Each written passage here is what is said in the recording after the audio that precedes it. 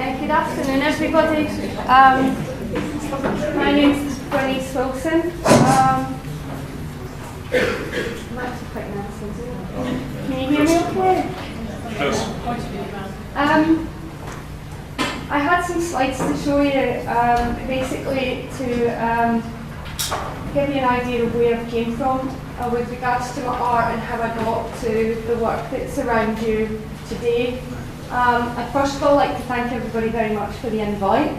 It's amazing to be asked to come along to the group. Apologies that I wasn't able to be here for some of the morning. I'm quite disappointed, but there was other pressing things like a funeral, so I'm sorry about that. Anyway, my work, I was travelling for a year after I graduated from art college, and about August, September last year, I was visiting friends in California towards the end of my trip, and we had BBC America on, and there was an article on there which was actually Sarah talking about her research in Bournemouth University and about prosopagnosia, and it was the first I'd actually come across it. And previously, can I move? Yeah. My artwork has been about identity, and these cards, help yourself, they're over on the table. They are paintings of my group for my degree show, and they are all about the same size as these. And I didn't know anything about prosopagnosia at the time. There's no hair in there, there's no features, I guess. There's some glasses and things, but when I found out prosopagnosia, I actually thought it was quite interesting next stage for my work, let's say. So when I got home, I started researching face blindness, and although it's not in the mainstream, it's not in the social conscious yet, a lot of people that I've spoke to, and you guys obviously will find the same, don't know what it is, they've never heard of it. Occasionally now I get a little bit, oh, I think I've heard of that. So I think it's slowly gathering momentum. But I decided that it would be good to try and explore it with my artwork. I started off with a piece which isn't here. I took a 1.5 by 1 metre space. It was lots of little canvases the size of those little tiny ones up the back. And I painted a self-portrait, and then I juggled all the pieces up. I was talking to some face-blind people on Skype, on email, etc. Joe was one of them, and they said, "This isn't what we see. We don't perceive faces like this." And totally, you know, I'm not trying to show in my artwork what face-blind people see or don't see. I'm trying as best I can to make people think twice about faces and about identity and what is missing links, I guess. I'm not sure I'm explaining that very well. So I moved on from that piece, and I thought, I've got lots and lots of photographs of people that I met travelling, and memories are a weird and wonderful thing. You meet people and you move on, and you meet people and you move on, and you've got all these photographs, and somehow I started thinking about, well, if I was face blind, I discovered from speaking to people with face blind by this point that you all have these cues, these, as I call it, your detective work, your strategies for recognising people, and glasses, hairstyles, moles on faces, freckles, easier to tell people from behind than at the front, all of these different strategies. And so I started looking through my photographs, and I thought, well, if in my mind I could think, what is it about that person I met travelling that really sticks in my mind? why don't I just try and paint those pieces? Not the whole face, just the bit in my memory that I think would, if I saw that person again, that's the bit about them that I would remember. I wanted to show you some others. The two over there, the one with the glasses and the one that's half a face, that's part of a series of 6 paintings. And that's where I was trying to do this. I was trying to show distinctive things about the people that I knew. This guy always had sunnies on, he wouldn't take them off. That's what I remember about him. There's another guy, incidentally on the back, here's my website, and you can see some of my other work. Totally welcome any comments today or later. And there's a book over there as well if you want to see anything or, you know, tell me or ask me. One of the guys, he had a really big forehead, and that's what I had to paint, was this really big forehead and really big neck and nothing else in the middle, because for me that was putting myself in, how do I try and show this? Then I moved on to these little squares at the back beside the cameraman. They came from the big piece that I got told was nothing to do with how face blind people see.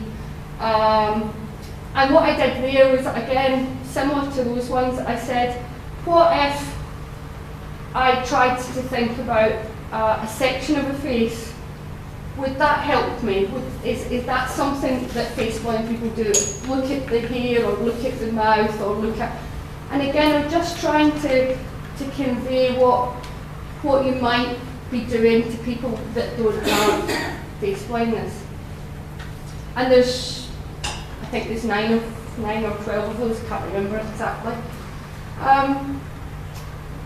Previously to this work, I was really interested in CCTV. I still am, and the fact that we're caught on camera all the time. I did a piece of work early doors.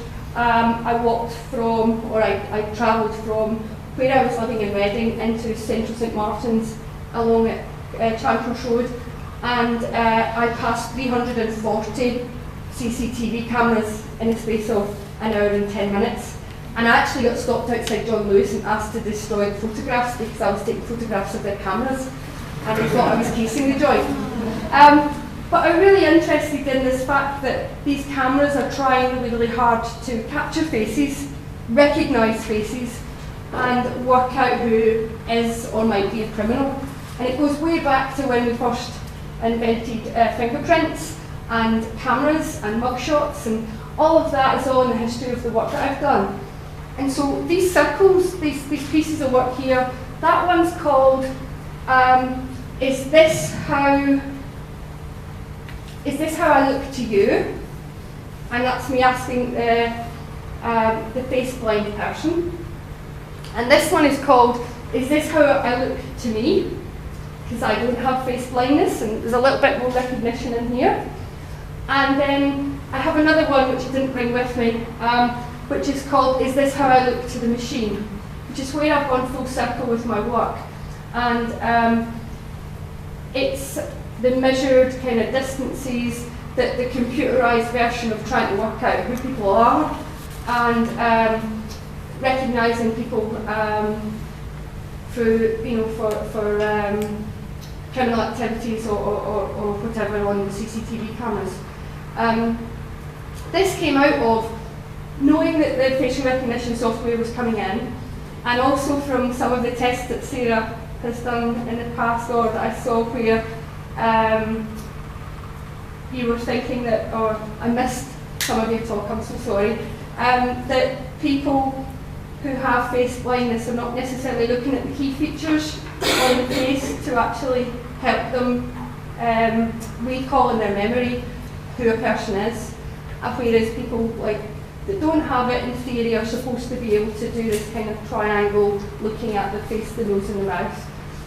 And the computerised version, there's only about a dozen circles on it, they're all exactly the same size, and it is 2 eyes, nose, mouth, chin, ears.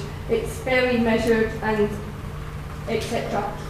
So that's where they were going. And then very lastly, where my work is at the moment, this is really quite new. None of this has been seen out of my studio yet, other than from Joe and Ange.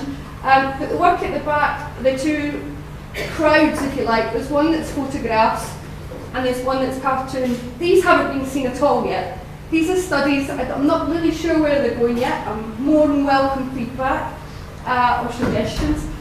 Conversation with Joe and another lady in the States, Stina, on Skype a few months ago. Joe said, I recognise people a lot better from the back than I do from the front. And if you showed me a crowd of people and there was somebody in it I should know, I'm not sure I'd be able to pick them out. And so I decided to explore that with regards to art. And so I've made this photograph collage, and they're all photographs of me from the last year. And sometimes I've got sunglasses on, and sometimes I haven't, and sometimes my hair's tied back, and sometimes it isn't, and sometimes I've got my own glasses on, and some, obviously because it's over the course of a year, my hairstyle's changed, etc. If you know me, you even find it difficult to know that it's all me. But I'm just trying to obviously explore from a baseline point of view. The sketch or the drawing underneath came about as a follow-on from that conversation, which was, and I think somebody mentioned it already in the last hour or so, you can't follow TV programs where there's plots and there's characters because it's difficult to pick out and see people as being the same character where they've got different clothes on, etc. But cartoons, it's much easier to follow. So I decided that I would draw the photograph collage into a cartoon, if you like, to try and see if there was any difference in your visual perception with regards to both of those pieces of work. And that's where my work's at the moment. I was going to show you some slides of other stuff prior to that in the lead up to this, but I think for you guys it's more important to see face-blind work and for me to actually have some feedback from the horse's mouth, so to speak. Thank you for your time.